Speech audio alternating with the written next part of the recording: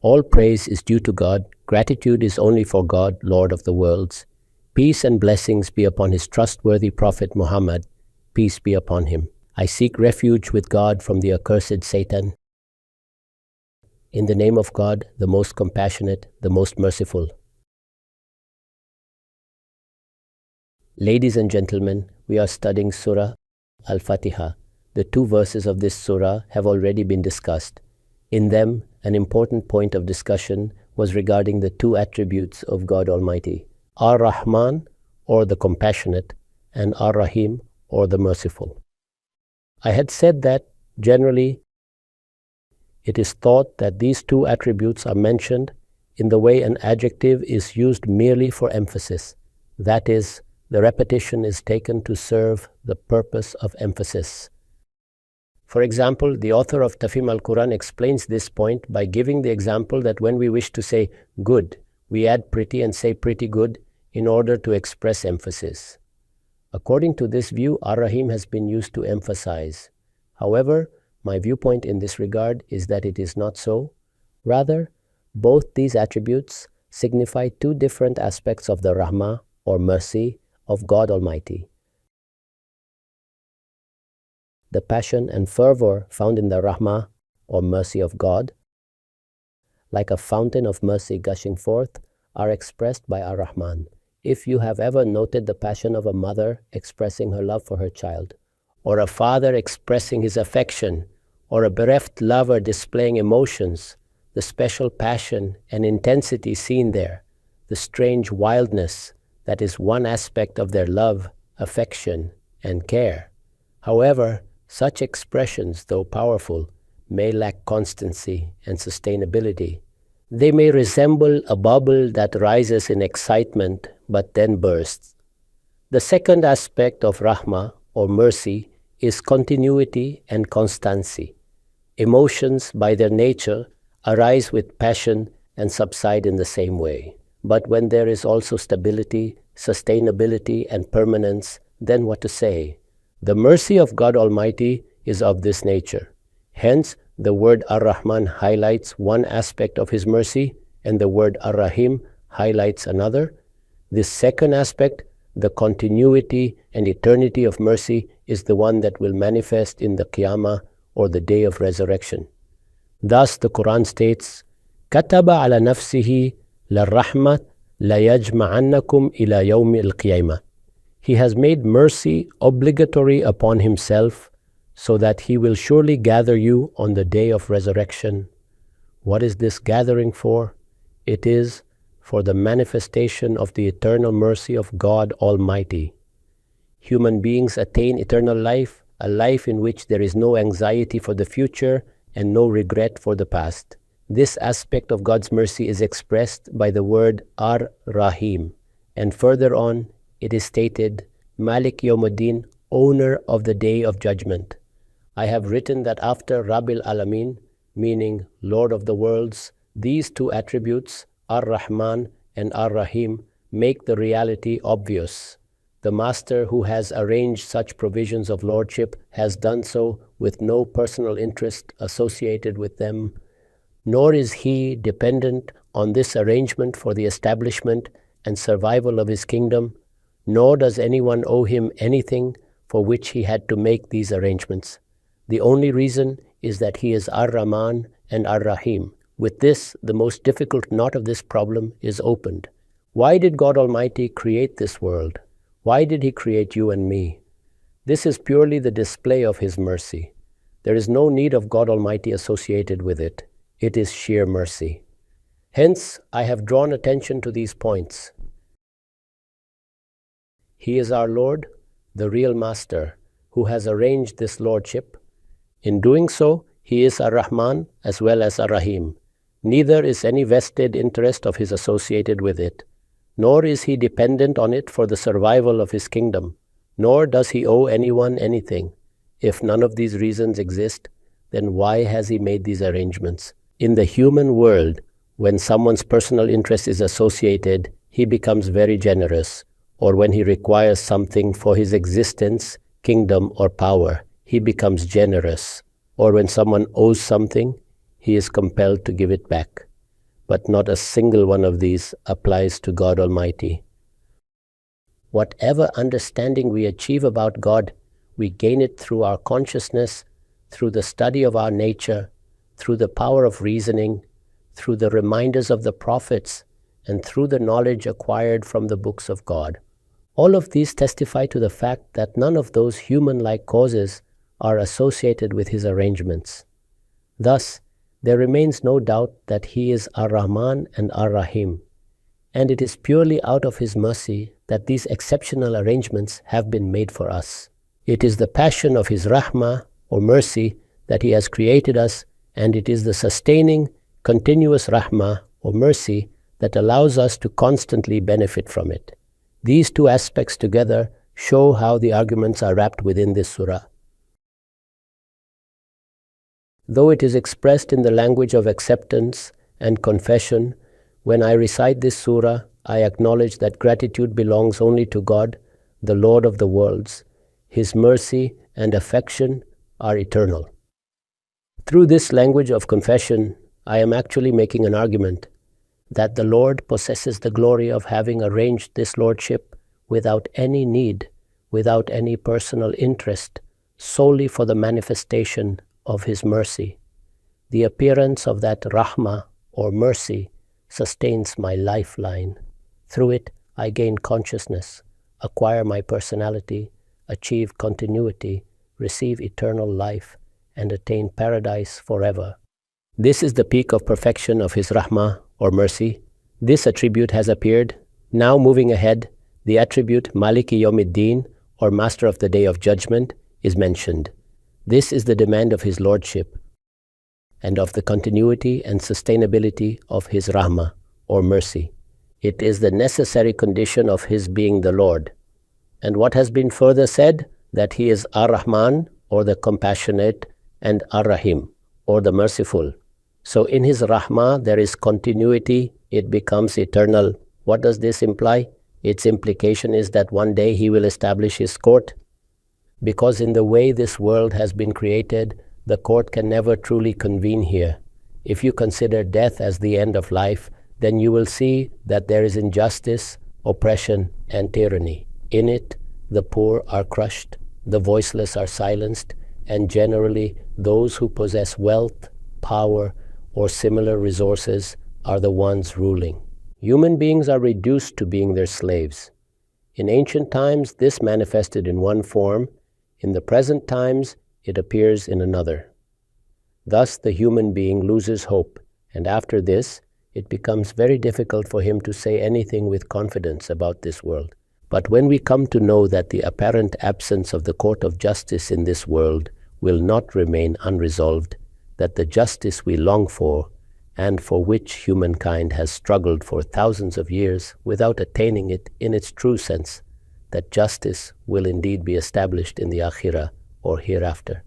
There, judgments will be decreed based on merit, knowledge, morality, faith, and virtue. This is the demand of His Lordship and of the continuity and constancy of His Rahmah or mercy, that one day He will establish His court, and He will establish it in such a way that on that day the entire power and control will be His alone. All heads will bow before Him, and none shall dare to utter a word. Decisions, even of the smallest matters, will be issued only by Him, and no one will be able to influence His judgments in any aspect. This will be the nature of that court. In this way will the decisions be made, and in this way complete justice will be established. Thus, all the unfinished matters of human beings will finally be resolved. This is the court which has been mentioned here, and in this way the attribute of God Almighty, that His Rahmah or mercy possesses continuity and constancy, is manifested in Maliki Yawmiddin, Master of the Day of Judgment. He will bring forth that day, and most certainly it shall occur, a day when all power and control will belong to Him alone. It comes in a hadith or prophetic report that on that day God Almighty will fold up the earth and the heavens in His hand, and then He will ask, "Who among you thought himself to be great? Who was arrogant, oppressive? Who declared himself to be a king? who became a pharaoh? Today, who possesses power? Who has control? Obviously, on that occasion, none would dare to say, yes, I too have a share in it, nor could anyone claim that some elder or authority figure of theirs has a share in it. Everyone will acknowledge the fact that today, complete lordship belongs only to the Lord of the worlds. That will be the day when every head bows before him.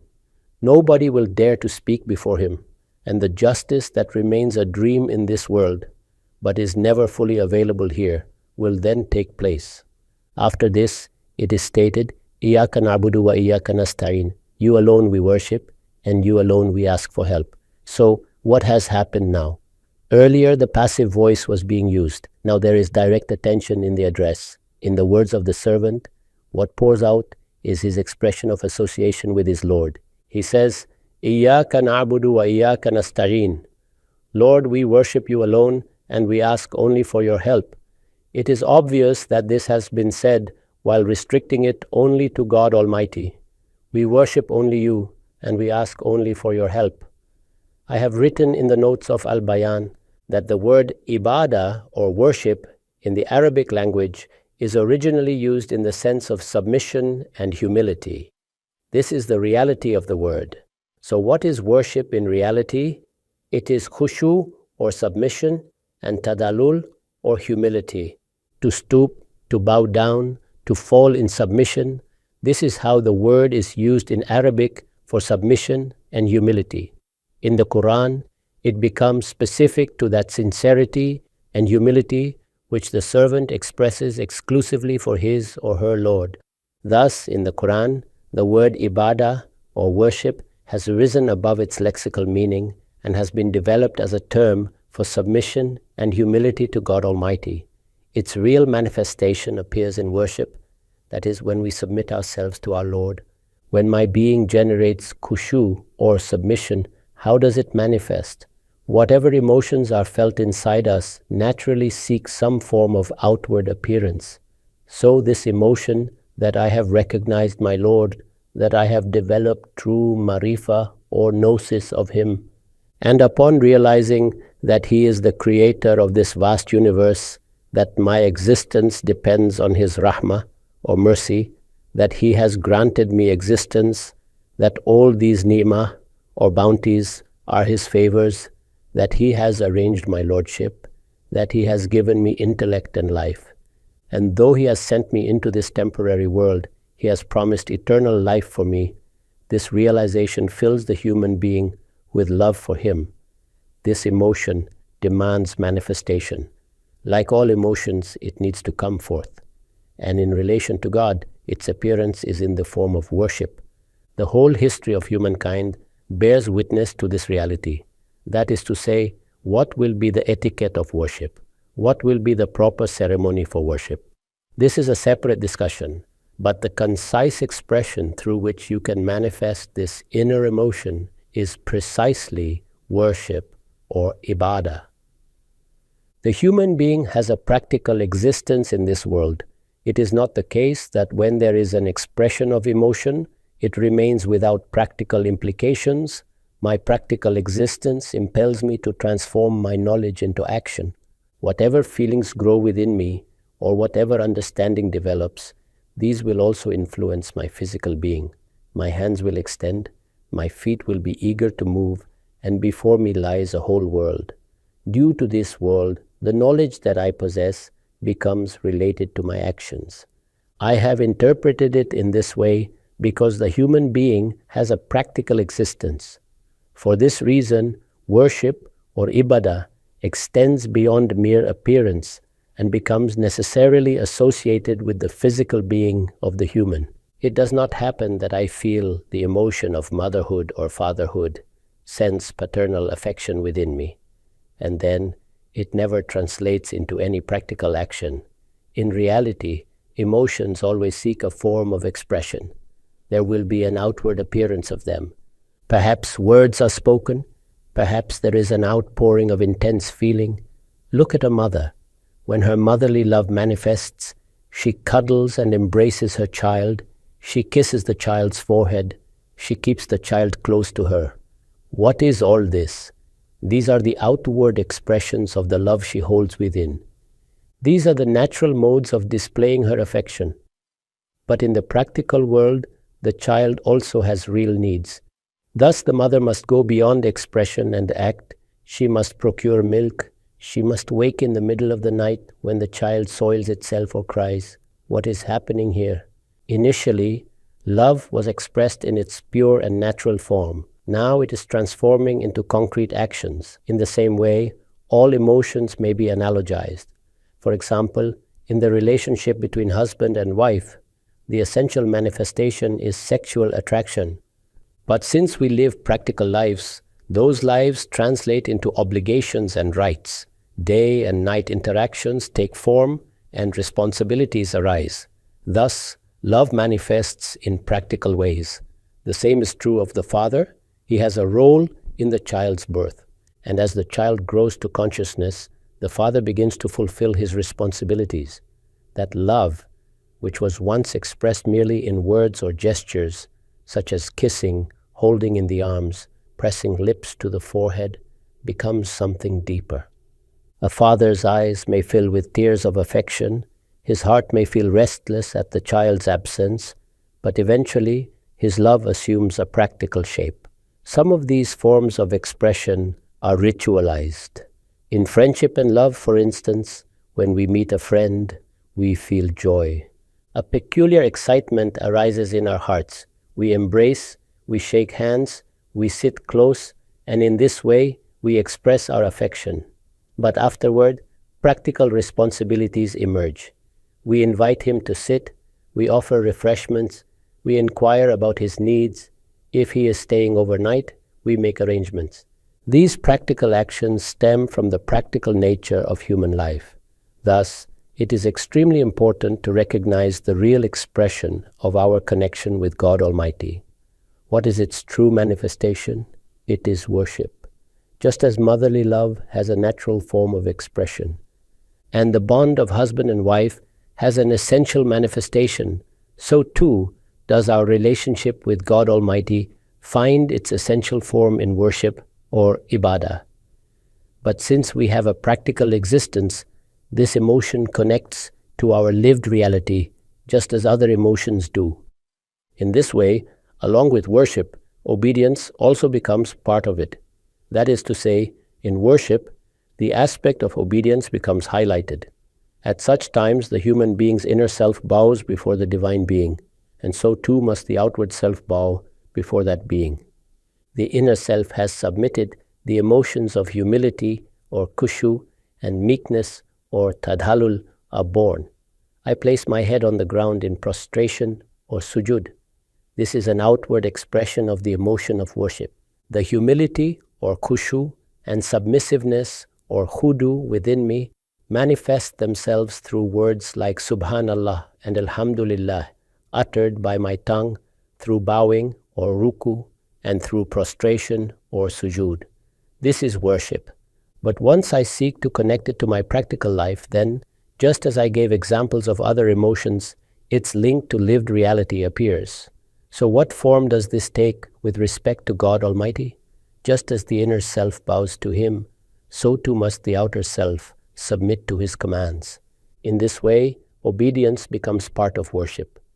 The emotion of worship, once expressed in prostration and glorification, now envelops the entirety of life, because the human being has a practical existence, one who has submitted the inner self to an entity. His or her exterior must also become faithful to that entity, such that no aspect of life remains an exception with respect to it. That is to say, he is the true master. His relationship is not confined to one part of life, nor has he given only a single blessing. Rather, he has given existence itself to me. He has endowed me with complete being. My every possession is a gift from him. The entire order of my surroundings has been arranged by him. When I contemplate the universe, it appears as though this vast cosmos has been placed in my service. Thus, the true benefactor, who has bestowed all these favors upon me, how can my relationship with him be limited to a single aspect of life? With my mother, There may be one aspect, with my friend another aspect, but with this entity, every moment of my life is connected. Every single thing is associated, and nothing is beyond his lordship, so much so that no aspect of his life is outside of his lordship. This is worship. From the perspective of emotion, it is worship. When connected with the practical existence of human beings, it becomes obedience. This is the reality of worship, or ibadah. This is worship. To purify it from every trace of association or shirk has been emphasized in this verse. Notice, it is not said, I worship you, but rather, Iyaka na'budu, I worship you only. This restriction cleanses worship of all traces of shirk and confines it to God Almighty alone. The emphasis in this verse is that worship must be free of all forms of shirk. Hence, not only is it declared, I worship you, but emphatically, Iyaka na'budu wa iyaka nasta'in. It is you alone that we worship, and you alone that we ask for help. The second aspect naturally connects with practical life. In practical life, I have needs which might appear related to various entities. One set of needs belongs to the physical world, which is not under discussion here. Rather, those needs which transcend worldly requirements are entirely associated with that one entity. This is what is included in the verse, Iyaka na'budu wa iyaka nasta'inu. We worship you alone and seek your assistance alone. After this acceptance and confession, the servant is left with nothing to give to anyone else, nor is there any scope left to ask from anyone else. When it is said, worship is only for you and help is only sought from you, then what remains to be returned? What was to be returned was the emotion of humility or khushu, submission or tadhalul, and devotion made exclusive for him. This exclusivity in obedience means his commands must be followed, his prohibitions observed, and his permissible things accepted. Thus, nothing remains to be given elsewhere when it is affirmed, worship is only for you, exclusively for you.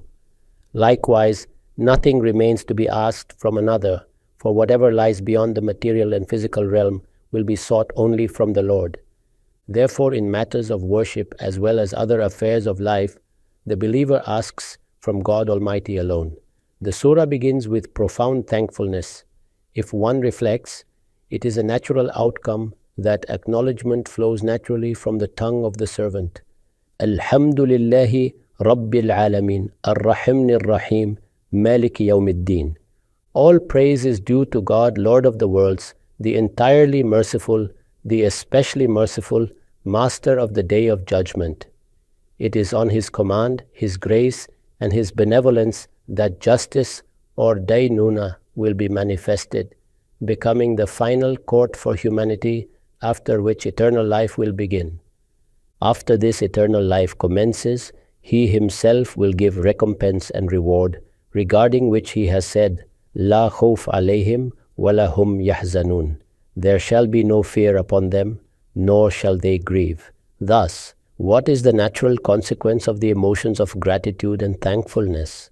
The natural consequence is that the servant should never recognize anything else as God besides him. That is to say, the natural outcome of gratefulness is acceptance of La ilaha illallah. There is no God except God. And once it is accepted that there is no God except God, then how is this expressed? It is expressed by saying, Iyaka na'budu wa iyaka nasta'in. We worship you alone and seek your assistance alone. After this comes the supplication, Ihdina as-sirat al-mustaqim, guide us to the straight path. The original words are, Ihdina as-sirat al-mustaqim. The presence of ila signifies singularity and definiteness, that straight path which is elaborated in the verses to come. The straight path, or sirat al-mustaqim, has two aspects in the Quran. One is the aspect in which it appears here, elaborated in subsequent verses.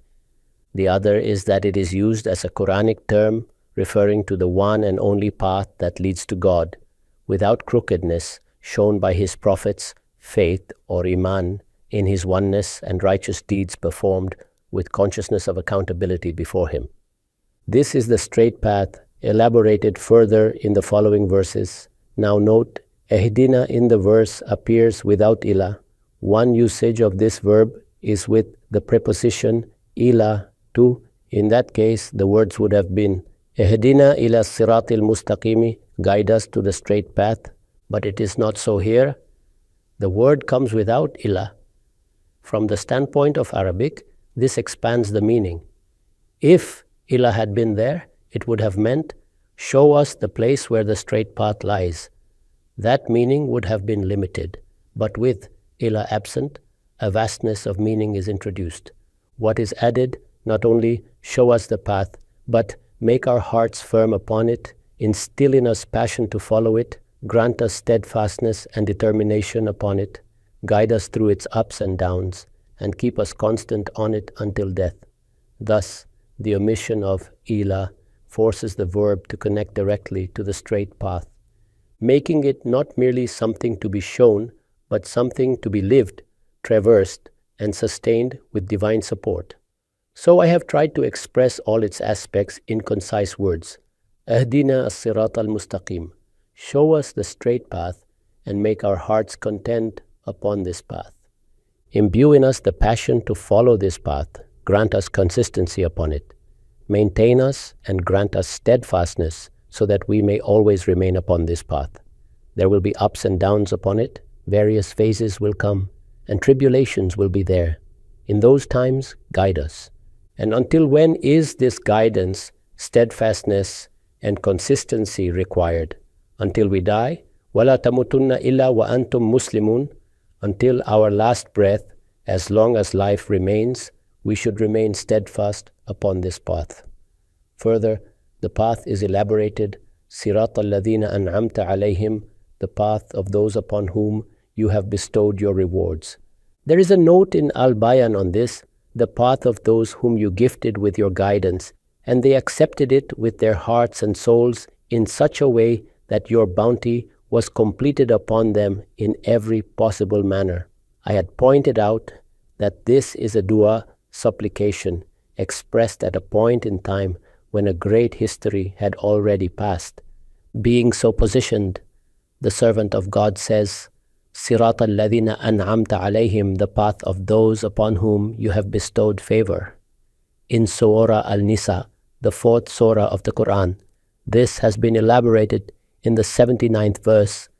It refers to the group of prophets, the Siddiqeen, or the utterly truthful, as well as the Shuhada, or martyrs, and the people of virtue. In the history of mankind, great scientists and ulama, or scholars, were born, eminent fuqaha, or jurists, philosophers, and sages emerged. All these personalities are the heritage of mankind. But with respect to knowledge and morals, iman, or faith, and amal, or actions, the truly extraordinary personalities that have come into the world, who are they? They are the prophets, the siddiqeen, the shuhada, and the salihin, or righteous ones. When the verse of Surah Al-Nisa comes, we shall see what exactly is meant by the siddiqeen, the shuhada, and the salihin. In other words, understand it this way: the great congregation of virtuous people who welcome the dawah or call of the prophets, who accepted the iman and then fulfilled the demands of that iman, these are the ones with whom all of mankind is familiar. Their path has been mentioned in this supplication, غَيْرِ الْمَغْضُوبِ عَلَيْهِمْ وَلَا الضَّالِّينَ, not the path of those who incurred wrath, nor of those who went astray. I have written about those who incurred wrath, al-maghdub, those people who, out of rebellion, declined to accept that guidance, or, if they accepted, it was not from the core of their hearts. Either they declined, or they accepted hypocritically, and always tended to deviate from it. And the servants of God who wished to reform them were rejected and belied.